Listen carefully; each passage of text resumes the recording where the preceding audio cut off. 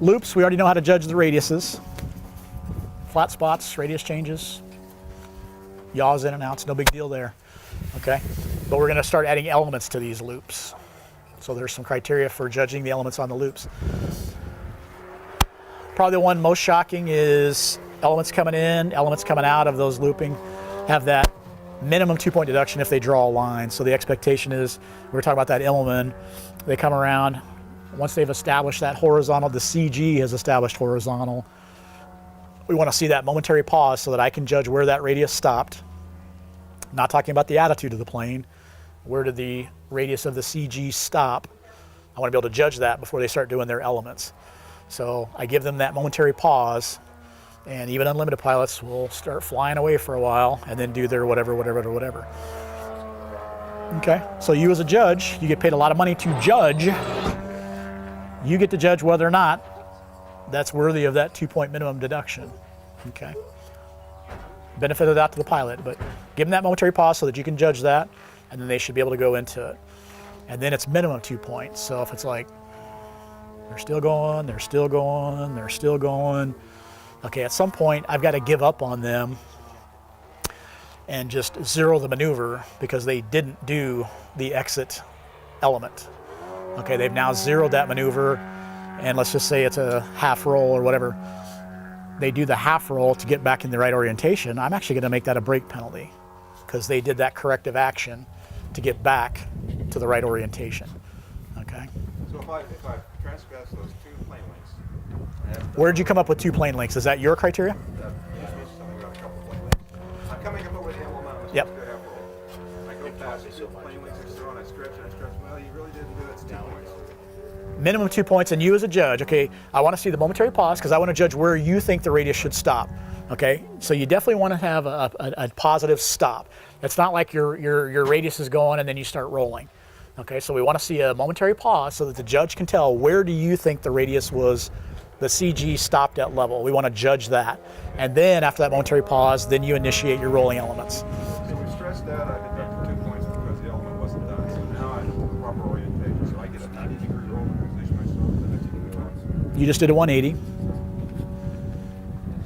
So that all my point was is like, okay, how far do I go before I zero the maneuver? Right. Okay, so they've gone, it's gone a couple seconds. It's like, okay, start with 2. It's like, okay, they're drawing a line, they're still going.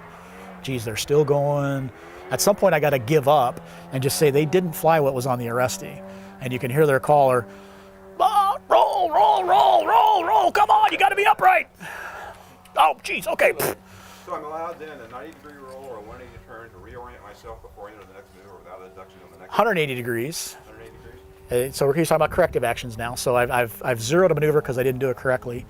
And so corrective actions are up to 180 degrees of roll and up to 270 degrees of turn. So the judges were looking for those corrective actions. I've already zeroed this because they didn't do their half roll, but now they're upside down and they're supposed to be upright for their spin. Okay, I'm not going to see them do a positive spin from inverted. So they finally do that corrective action to get upright.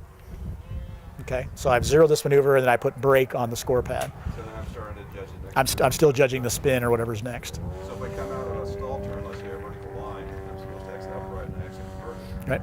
I can do a 180 to get back over in with the right direction. You just did a 180 degree turn, yep. So same thing, I zeroed the stall turn and I got a corrective action to get back in the right orientation. I'm entering my next maneuver. And it will be scored, okay, because I took that 180 degrees of turn to get back in the right orientation on the x-axis. Okay, so when they exit incorrectly in 0, we've got up to 180 degrees of roll and 270 degrees of turn to get back in the right orientation. And all we do is we zero the one that was exiting correctly and write brake on the score pad, and we still score the next maneuver after the corrective action. Okay, so loops, we've got the elements coming in, elements coming out. Just be aware of those lines. If they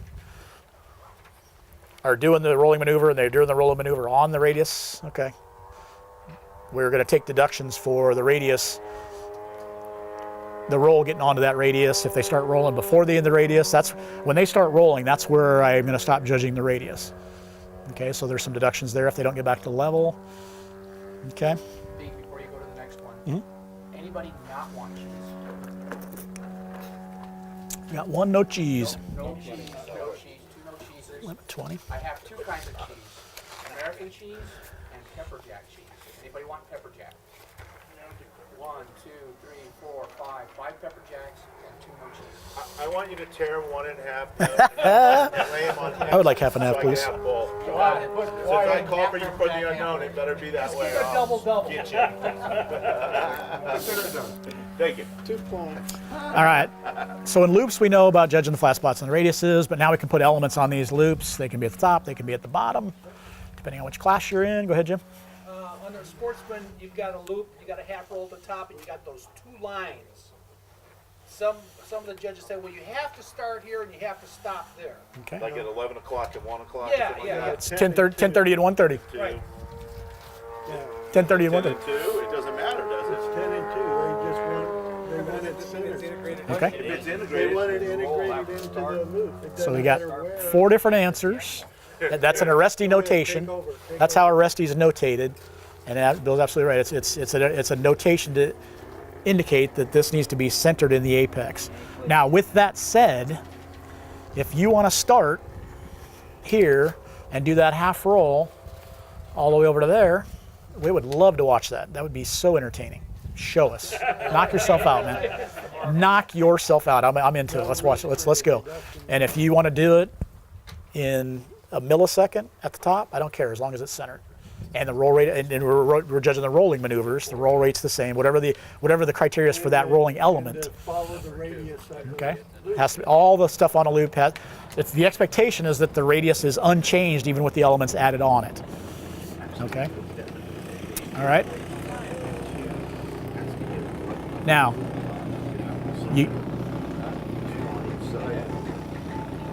when you get some fun stuff to judge, is when you've got 2 of 8, 6 of 8, opposite 3/4 snap. Okay, so try to center that. And what the key point is, it's not the center of that is not after the 6 of 8 and then the 3/4 snap. Okay, we're centering the combination. All the elements that are there have to be centered. So you're going to see that 6 of 8, wherever that 6 of 8 starts, they fly 6 of 8, and then it takes about 2 milliseconds to do that 3/4 snap. So wherever that snap stops should be equal to where that 6 of 8 started, even though the spot in between the maneuvers was nowhere near the center of the apex. Okay, so we're centering that combination of elements. Okay, now with that said, as a pilot, I've got a 3 of 4, opposite 3 of 4. I'm going to go back to the judging on those. Those 2 are 2 solely separate elements. The one 3 of 4, the rate on that does not have to match the other 3 of 4. So I guarantee you, if I do my first 3 of 4, and I'm a little bit past the center, I guarantee I'm going to be at a faster roll rate on that next 3 of 4 because I want to end at the same spot. Totally okay. No deduction for the different rolls because they're 2 totally separate maneuvers. Okay, 2 totally separate elements, judged totally separately. They're not part of the same deal. Does that make sense to everybody? Okay, because I'm going to judge this 3 of 4 with its criteria, which we'll get to that in Family 9, and I'm going to judge the other 3 of 4 with its own criteria. So, and I guarantee you, I'm going to do it. Pilots are going to do that because I want to start and end where they're the same. Okay. Elements on loops. We had talked about the diamond loops, square loops, octagon loops. Hard to get a good score on those. Still in Family 7, the looping stuff. First radius, first line length dictates the rest. Tough to fly well. So as a judge, do your best. Get that first radius in mind. Get that first line length in mind. Do your best. And benefit of the doubt to the pilot. If you're sure it doesn't match, it's pretty common for those top parts of a square loop to be really wide and the vertical lines to be smaller.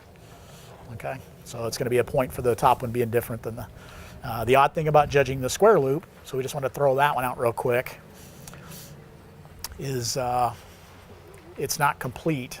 We've got 4 lines on this loop, okay? It's a square loop. So we pull into that first vertical line, the first radius, the first vertical up line sets the radius and the line length for the rest of the maneuver. Okay, so we expect the next radius to be the same, line length, radius, line length, and we pull out. We're used to that one plane length thing.